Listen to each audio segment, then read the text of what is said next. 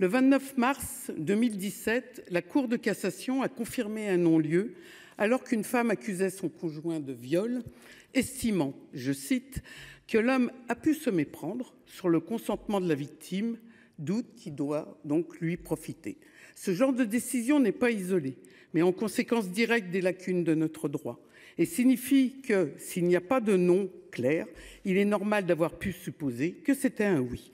Que l'on comprenne bien, juridiquement, une relation sexuelle est donc permise par défaut. Le consentement n'est pas un préalable, seulement un moyen de dérogation. Un homme a donc le droit de se tromper sur son droit à disposer du corps d'une autre. Un homme peut violer sans être condamné s'il prétend avoir mal compris. Voilà pourquoi ce texte n'est pas accessoire, mais urgent et attendu. Car aujourd'hui, de nombreux cas échappent à la couverture de la loi. Quand une personne est en état de sidération, droguée, inconsciente, comment peut-on prétendre qu'elle avait dit oui?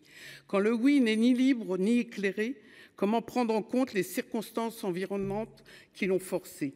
Quand une personne consent à la relation mais pas à toutes les pratiques, comment distinguer la sexualité du viol? Ce texte répond à ces angles morts du droit. Il ne retire rien aux outils existants, il les complète et les renforce.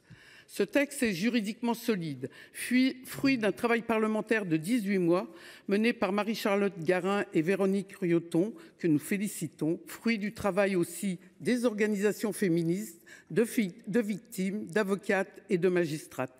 Ce texte est solide, comme le soulignent les avis positifs du Conseil d'État et de la CNCDH, et il permet de s'aligner sur les recommandations de la Convention d'Istanbul. De fait, revoir la définition pénale du viol apporte un triple bénéfice. D'abord symbolique, c'est dire aux femmes que leur volonté compte. C'est sortir de la culture du viol où leurs corps sont présumés disponibles pour aller vers une culture du consentement où leur corps, leur choix, leur vie leur appartiennent. Car aujourd'hui, il n'y a que pour le corps des femmes qu'on considère spontanément que sans indication contraire, il serait acquis. C'est l'objet le plus contrôlé, le plus regardé et stigmatisé, le plus fantasmé et approprié. Or, ce texte, c'est rompre justement avec l'objectivation. C'est clarifier la différence entre sexualité et violence, entre égalité et domination. Le deuxième bénéfice est d'ordre pénal. Cette redéfinition constitue un outil supplémentaire entre les mains des juges pour sortir de l'impunité. Alors que toutes les 2 minutes 30, une personne est victime de viol ou de tentative de viol, seulement une femme sur 17 porte plainte, consciente que la justice ne sera pas à la hauteur. Et les chiffres leur donnent raison, car 94% des affaires sont classées sans suite. En introduisant l'absence de consentement, on recentre le regard sur les actes de l'auteur. A-t-il activement recherché le consentement? L'a-t-il fait dans des circonstances de domination, d'emprise ou d'incapacité de la victime à s'opposer? Ce changement de focale donne à des milliers de victimes une chance enfin d'être reconnues.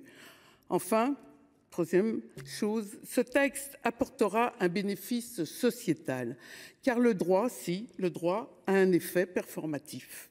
Il façonne les normes sociales, dit ce qui est acceptable et l'ancre dans les habitudes.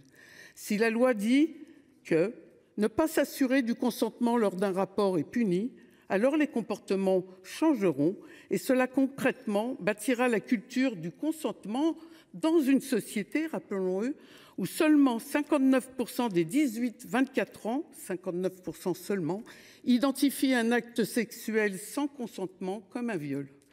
Alors oui, des doutes ont été soulevés en amont de ce texte, mais la rédaction actuelle, solide, doit les lever. Si on supprimait les 4 critères de violence, contrainte, menace ou surprise, on aurait pu être contre, mais ce n'est pas le cas. Si on inversait la charge de la preuve, que l'on introduisait une notion floue, inadaptée au droit pénal, que l'on instaurait une présomption de culpabilité, pour cela, peut-être, on aurait pu être contre, mais ce n'est pas le cas. Alors, si on veut vraiment lutter contre les viols, briser l'impunité, protéger les victimes, si l'on veut que le meilleur de la jurisprudence soit inscrit dans la loi, afin que les femmes aient accès à la même justice partout, dans tout le pays, qu'elles n'aient plus peur de porter plainte et qu'un message clair enfin leur soit envoyé affirmant haut et fort: vos corps vous appartiennent, vos choix compte, vos droits sont respectés, alors il n'y a qu'une réponse sur ce texte, même si ce n'est qu'une partie du chemin, c'est voter pour. Je vous remercie.